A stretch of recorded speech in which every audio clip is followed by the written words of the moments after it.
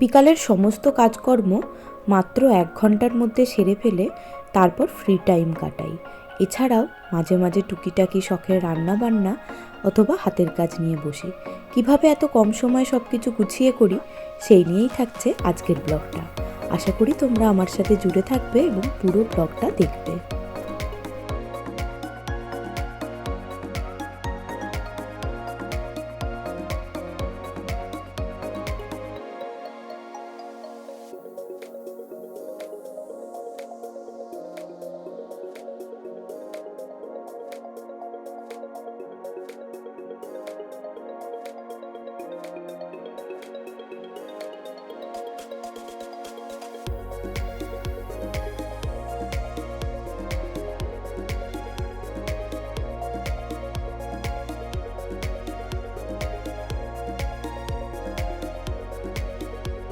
নমস্কার, আমি দীপা। আর আজকে পড়ন্ত বিকালের শুভেচ্ছা জানিয়ে আমার বিকাল থেকে রাত্রির পর্যন্ত করা কাজগুলো নিয়ে তোমাদের সামনে হাজির হয়েছি। শীতের বিকাল মানেই দুপুরটা টপকাতে টপকাতেই সন্ধে। বিকালের যে পরিধিটা সেটা কমতে কমতে একদমই কমে গেছে। আর শীতকাল মানেই কাজকর্ম করতে একটু দেরিই হয়, বেলা ছোট হয়ে এসছে কিনা। ঘড়িতে সময় এখন 3:45। গরমকালে যখন এই সময় বাইরের দিকে তাকানো যায় না, তখন শীতকালে দেখে মনে হচ্ছে প্রায় সন্ধে হতে চললো। আর এই সময় সবার আগে আমি ঘুম থেকে উঠে যে কাজটা করি সেটা হচ্ছে জামা কাপড়গুলো তুলে ফেলি। একটু বাইরে থাকলেই এমন ঠান্ডা হয়ে যায়, তখন জামা কাপড়গুলো ভিজে না শুকনো সেটাই বোঝা যায় না। আজকের জামা কাপড়গুলো অনেকটা সকালে কেচে দেওয়া হয়েছিল, তাই মোটামুটি সমস্ত কিছুই শুকিয়ে গেছে, শুধু এই গেঞ্জিটা ছাড়া। তো এই গেঞ্জিটা এই ঠাকুরের এদিকটাতে একটা দড়ি খাটিয়ে দিয়েছে, যেহেতু এখন আমি আর উপরে সিঁড়ি ভেঙে ভেঙে বারবার যাই না জামা কাপড় মেলতে তুলতে, তাই এই ছোট্ট জায়গাটার মধ্যে একটা দড়ি খাটিয়ে দিয়েছে। যেটুকু জামা কাপড় শুকায় না আমি এখানেই মেলে রাখি, আবার সকাল হলেই মা বের করে দেয়। তো আজকে যেহেতু ওই জামা কাপড়টা শুকোয়নি, তাই ওইটা ওখানে মেলে দিয়ে এলাম। বিকালটা এত ছোট হয়ে গেছে যে বিকাল হতে হতেই সন্ধে হয়ে যায় আর চা খাবার সময় হয়ে যায়, তাই ফল আর খাওয়াই হয় না। আজকে দেখছি লেবুটা একদম শুকিয়ে গেছে, আর এটা যদি নষ্ট হয়ে যায় তো আমার কপালে ভীষণ দুঃখ আছে। তাই আগে ভাগে নষ্ট হবার আগেই এটা খেয়ে নিলাম। চাটা না হয় আজকে স্কিপ করে যাব। শুধু লেবু নিইনি, সাথে নিয়েছি 4টে খেজুর। খেজুরগুলো ফ্রিজে থাকে আর এত ঠান্ডা হয়ে থাকে যে খাওয়াই যায় না। আজকে দুপুরবেলায় লেবুটা আর খেজুরগুলো বের করে দিয়েছিলাম।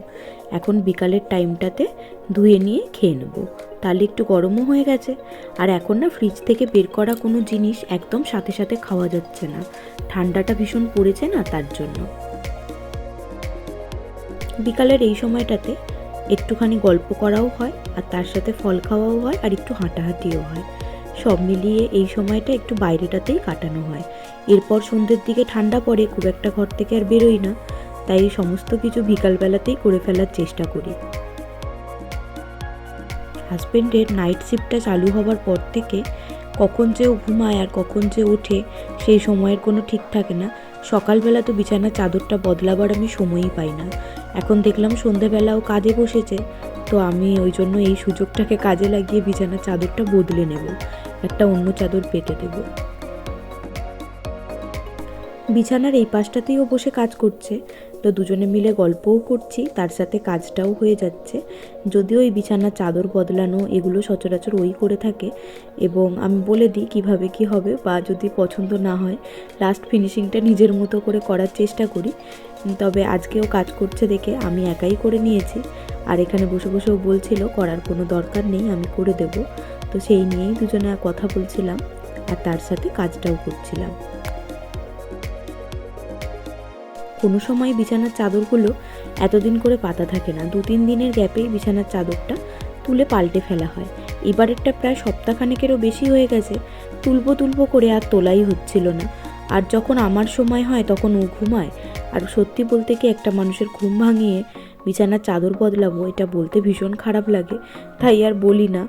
তো এই করে করেই চাদরটা এতদিন বদলানো হয়নি। এখন তো আর চাদরটা তুললেও কাচাকাচির কোনো অপশান নেই, তো চাদরটা তুলে আমি ভাঁজ করে তুলে রাখবো কাল সকালে কাচার জন্য। আর এখন জিনিসপত্রগুলো গুছিয়ে ঝাঁটটার দিয়ে নেব। এখন সন্ধ্যাটা এত তাড়াতাড়ি হয়ে যায়, আর সন্ধ্যা হবার আগেই ঝাঁট দিতে হয়। এটা হয়তো অনেক বাড়িতেই মানা হয়, আমাদের বাড়িতেও মানা হয় সন্ধ্যা হয়ে গেলে আর ঝাঁট দিতে নেই। তাই সব কাজ ফেলে আগে ঝাঁট দিয়ে দেওয়াটা এখন মুখ্য কাজ, না হলে না একটুতেই সন্ধে হয়ে যায় অন্য কাজ করতে গেলে, আর ঝাঁট দেওয়াটা স্কিপ হয়ে যায়। তাই তাড়াহুড়ো করেই ঝাঁটটা দিয়ে দিচ্ছি। যেহেতু এই মুহূর্তে বাড়িতে কোনো বাচ্চা কাচ্চা নেই, তাই খুব একটা যে ধুলো হয় বা ঝাঁট দিতেই হবে তার কোনো মানে নেই, কিন্তু পায়ে পায়ে হালকা একটু ধুলো আসে। তো বিকালবেলার দিকে সব জিনিসপত্র সরিয়ে একটু ভালো করে ঝাঁট দিয়ে দিলে ঘরটা বেশ পরিষ্কার লাগে, এটাই আর কি।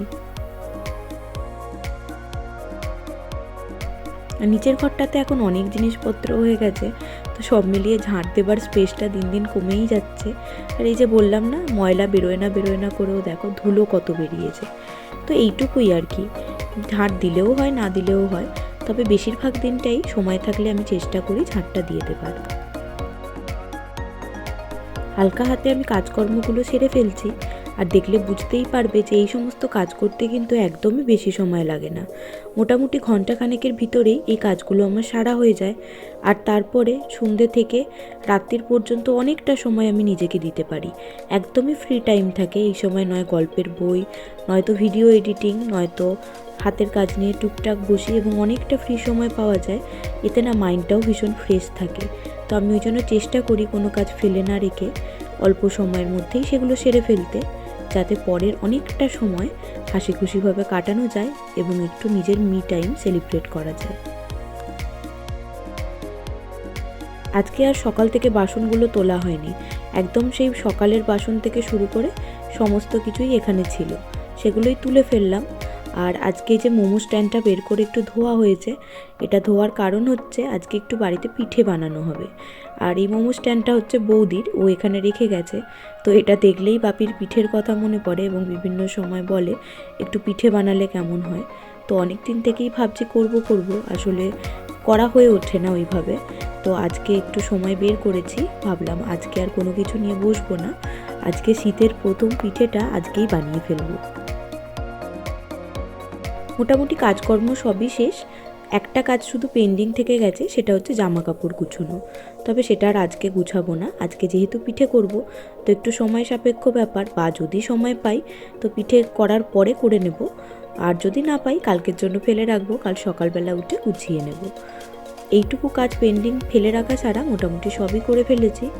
দুপুরের জামা কাপড় ছেড়ে জামা কাপড়ও বদলে ফেলেছি, মা দিচ্ছে সন্ধে, আর এদিকে আমি করছি চাটা করে সবাই মিলে চাটা খেয়ে তারপরে পিঠের কাজ শুরু করব।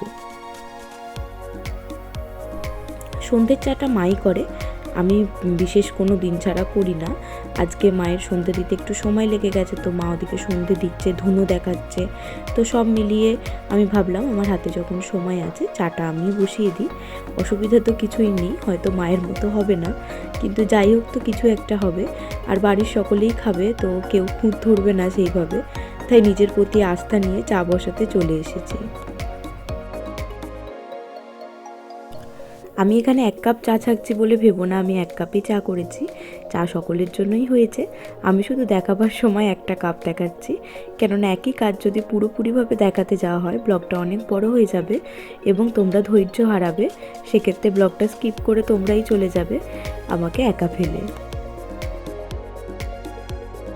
পিঠের জন্য নারকেলটা ভীষণ প্রয়োজনীয়, তো আমি আর নারকেল এখন কুড়াই না, মিক্সিতে হালকা করে একটু ঘুরিয়ে নিই, তাহলেই না ঠিক কোরানো কোরানো ভাবটা চলে আসে, আর খুব তাড়াতাড়ি হয়েও যায়, আর পরিশ্রমটাও অনেক কম লাগে, তাই এইভাবেই করে থাকি। তোমরাও চেষ্টা করে দেখতে পারো, নারকেল কুড়াতে যে পরিশ্রম লাগে সেটা কিন্তু এক নিমেষে কমে যাবে। এই সমস্ত কাজকর্মের ফাঁকে আবারও কিছু পুরনো কথা তোমাদেরকে বলে নিই। আমি প্রতিদিন তোমাদের সামনে আমার জীবনের কিছু মুহূর্ত নিয়ে আসি। যদি আমার জীবনের মুহূর্তগুলো তোমাদের ভালো লেগে থাকে, অবশ্যই ভিডিওটা ছেড়ে যাবার আগে লাইক কমেন্ট করে যেও। তোমাদের করা লাইক বা কমেন্ট আমাকে কিন্তু পরবর্তী ভিডিও বানাতে অনেকটা অনুপ্রাণিত করে। আর যারা এখনও পর্যন্ত চ্যানেলটা সাবস্ক্রাইব করোনি তাদের কাছে আমার বিনীত অনুরোধ, তোমরা প্লিজ আমার চ্যানেলটা সাবস্ক্রাইব করে নিও। আর যারা শুরুর থেকে আমার চ্যানেলটার পাশে রয়েছে, নিয়মিত লাইক কমেন্ট করে চলেছে এবং সাবস্ক্রাইবও করে ফেলেছে, তাদের কাছে আমি আন্তরিকভাবে কৃতজ্ঞ এবং আমার তরফ থেকে অনেক ভালোবাসা তোমাদের জন্য। পিঠে তৈরিতে আমি একেবারেই অনভিজ্ঞ, সেরকম কোনোই অভিজ্ঞতা নেই। নারকেলের পরিমাণ এবং চিনির পরিমাণ দুটোই মা দেখিয়ে দিয়েছে, আমি শুধুমাত্র একটু নাড়াচাড়া করে নামিয়ে নিচ্ছি। যে কাজটা জানি না সেটা দেখবে করতে বেশি এনার্জি লাগে, আমারও তাই। মা প্রথম থেকেই বলছিল এই কাজগুলো আমি করে দিই, কিন্তু আমার মনে হচ্ছিল না, কখনো তো শিখতেই হবে। তো আজকে হাতে খড়িই বলতে পারো এক প্রকার, যদিও পুরোটা আমি করিনি। এই যে যেরকম ডো বানানোর কাজটা চালের গুঁড়ি দিয়ে, এটা তো আমার পক্ষে একেবারেই সম্ভব নয়, তো এটা মাই করে দিয়েছে। আর এটা বেশ সময় সাপেক্ষ কাজ এবং ধৈর্য ধরে তাড়াহুড়ো করেই করতে হয় গরম জল দিয়ে। তো ওদিকে গরম জলটা আমি ফোটাতে বসিয়ে দিয়েছিলাম, যেটা ফুটে গেছে। এখন আমি অল্প অল্প করে জল দিচ্ছি আর মা ডোটা তৈরি করে নিচ্ছে। প্রথমটায় একটা স্প্যাচুলা দিয়ে এই কাজটা করতে শুরু করলেও পরে কিন্তু হাত লাগাতেই হয়, এই যে দেখতেই পাচ্ছ। আর এই সময় যেহেতু গরম জল দেওয়া হয়েছে, বিষয়টা ভীষণ গরম থাকে, তো এটাকে তাড়াহুড়ো করেই করতে হয়। যেহেতু এটা আটা নয়, চালের আটা, তো এটা ফেটে যাবার সম্ভাবনা থাকে।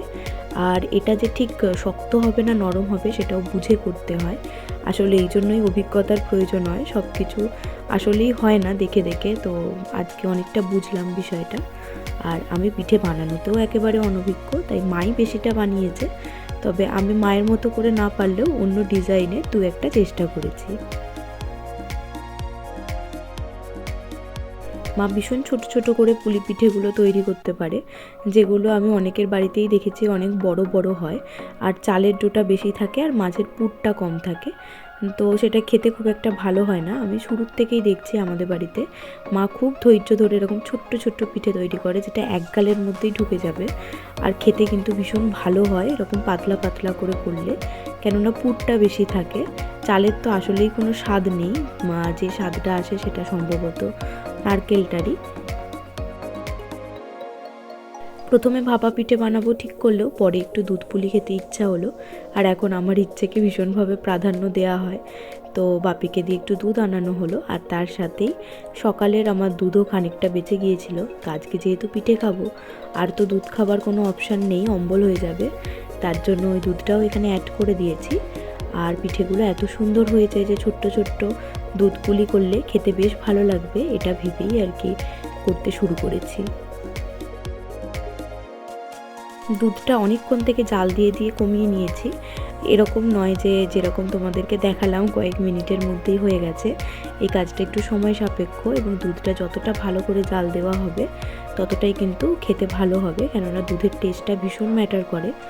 তো ওটা আস্তে করে দিয়েছি, গ্যাসটা একদম হতে দেবো আস্তে আস্তে। আর এদিকে আমার বাপি দুধ পিঠে খায় না, কেননা বাপির ভীষণই গ্যাস্ট্রিকের সমস্যা। তো বাপি ভাপা পিঠেটাই খেতে পছন্দ করে। মোমো মেকারটাতে জল দিয়ে বাপির মতো কয়েকটা পিঠে বসিয়ে দেবো, এগুলো বাপি খাবে। আর সম্ভবত দুধ পিঠেটার উপরেই সবাই আমলা করবে। তো দুধ পিঠেটা পরিমাণে একটু বেশি করা হয়েছে, আর এগুলো পরিমাণে একটু কম করা হয়েছে।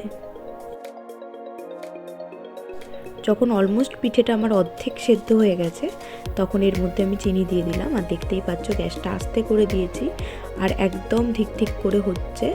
আর দুধটা কমতে কমতে অনেক কমে গেছে, খুব একটা বেশি কমাবো না, চাপা দিয়ে রেখে দেবো বন্ধ করে, কেননা এটা পরেও দুধটা টেনে নেবে। এই পর্যায়ে এসে আমি পিঠেটা বন্ধ করে দেবো আর চাপা দিয়ে রেখে দেবো, রাতে খাবার সময় পরিবেশন করব। আর ওদিকে ভাপা পিঠেটাও আমার রেডি। তো চলো এখানেই আমি শেষ করি আজকের ব্লগটা, আবার ফিরে আসবো আগামীকাল।